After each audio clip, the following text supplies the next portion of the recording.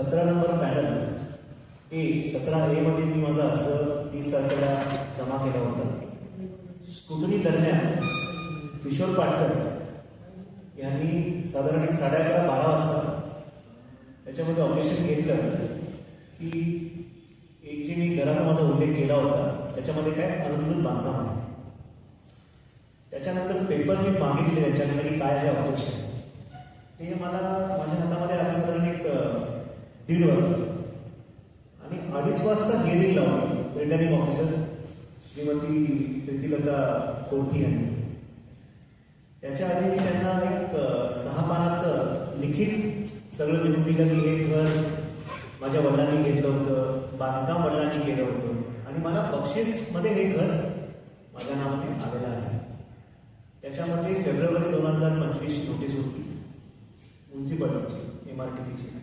हायकोर्टाचा order नंतर मार्चमध्ये आली. हायकोर्टाचा असा निर्देश आहे की 4 महिन्यामध्ये सर्वे करावा.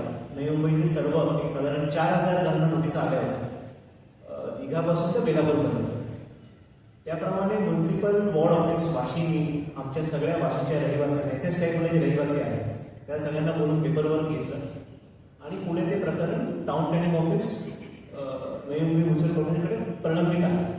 त्याच्यावर कुठल्याही प्रकारचा निर्णय आलेला नाही. हे सगळं त्याला लिहून दिलं. 2:30 वाजता हिअरिंग झालं. त्यामध्ये त्यांना पटलंही माझं म्हणणं. समोरच्याही व्यक्तीने त्याचे वकील वगैरे आणले होते. त्यांनी त्यांचं म्हणणं मांडलं. आम्हाला तरी 5:30 वाजता बोलवलं होतं की तुमची ऑर्डर तुम्ही घ्यायला या म्हणून. आम्ही 5 वाजता तिकडे पोहोचलो. प्रत्येक आधारासाने आम्हाला सांगितलं गेलं की चाललंय बनते होतंय. 10:30 वाजता ऑर्डर एक 4-5 ओळीची ऑर्डर की ज्यामध्ये Maharashtra municipal corporation act section 10(1)D याच्याप्रमाणे माझा अर्ज अवैध ठरवला गेलेला आहे. ही ऑर्डर मला 10:30 वाजता दिली गेली. 31 डिसेंबर 2025 1 तारखेला 2ला कोर्ट बंद होतं. 5ला कोर्ट चालू झालं. त्या दरम्यान आम्ही आमच्या पूर्ण टीमनी काय काय कसं करायचं वकिलांचा सल्ला घेतला. त्याप्रमाणे 5 तारखेला फायलिंग केली कोर्टामध्ये रिट पिटिशन. मंगळवारी ते ऑन बोर्ड आलं.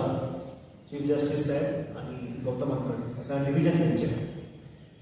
त्याने ते बघितल्या आणि आमचे काउन्सिलचे होते सिनियर काउन्सिल नवरोज सेरवई यांनी ज्या पद्धतीने प्रेझेंट केलं की हा जो सेक्शन लावला गेलेला आहे हा एक एक्झिस्टिंग काउन्सिलरला म्हणजे कॉर्पोरेटर जेव्हा बनलेला असतो त्याच्या टर्ममध्ये त्यांनी बायकोनी किंवा डिपेंडंट त्याच्या मुलांनी जर असं अनधिकृत बांधकाम केलं तर त्याच्यावर कारवाई केली जाते आणि त्याचं ते पद ॲज अ कॉर्पोरेटर बाद केलं जातं. कारण he is using his powers in his office to do this. तर अशा प्रकारे डे 1लाच ती नोटिंग रेकॉर्डला आली. त्याच्या दुसऱ्या दिवशी समोरचे काउन्सिल आले, आर्ग्युमेंट केली, जजमेंट बरेचसे दिले. बराच त्यांनी प्रयत्न केला कन्व्हिन्स करायचा दोन्ही जजला, पण जज हे कन्व्हिन्स झाले नाही. त्यांनी काल स्टे दिला की 17A हे बाजूला ठेवण्यात यावं. त्यावेळेस त्यांनी विचारलं इलेक्शन ऑफिसरला, स्टेट इलेक्शन कमिशनर यांच्या वकिलांना जे आले होते की आत्ता ह्यांचं नाव पेटिशनर निलेश यांचं नाव घेता येईल का. ते बोलले नाही, 8 तारीख आहे आज, म्हणजे कालची गोष्ट आहे. 8 तारीख आहे आज, सगळं सील झालेलं आहे आणि स्ट्रॉंग रूममध्ये गेलेलं आहे. त्यांनी हे लिहून दिलं ॲफिडेव्हिटवर. आज परत त्याला कोर्टाने विचारलं काय पर्याय आहे तुमच्याकडे याच्यावर, हे इलेक्शन वेगळं करायचं आम्ही नंतर. तर लगेच ते म्हटलं की नाही शक्य आहे आम्हाला ही मशीन EVM मशीनवर यांचा नंबर आणि नाव आणि चिन्ह प्रिंट करणं शक्य आहे. तर ठीक आहे, माझं नाव ॲड करून घ्या तुम्ही. त्याप्रमाणे आजची ऑर्डर पास झाली. ऑर्डरची कॉपी मला आत्ताच आली अर्धा तासामध्ये. त्यानुसार इलेक्शन ऑफिसरने यादीमध्ये पण नंबर टाकलेला आहे. त्याच्यामध्ये काही ऑब्जेक्शन आहे पण तो आता विषय अजून लांबणार आहे की 3 नंबरला माझं नाव का आलं. भोजने निलेश शबुराव असताना 3 नंबरला माझं सिरियल नंबरला का आलं ना, तो आता वेगळा विषय आहे. पण सध्या घटना ही घडलेली आहे. अधिकाऱ्यांवर कारवाई व्हायलाच पाहिजे. ज्या ज्या लोकांनी हे कटकारस्थान केलेलं आहे ते कोणाच्या सांगण्यावरनं केलं आहे, कुठली आमिष घेऊन केलेलं आहे. आणि असे जर प्रतिनिधी आपल्याकडे उभं राहून लोकांना दिशाभूल करणार असतील तर असे प्रतिनिधी काय कामाचे? देणारा आणि घेणारा, एक देणारा एक घेणारा आहे त्याच्यामध्ये.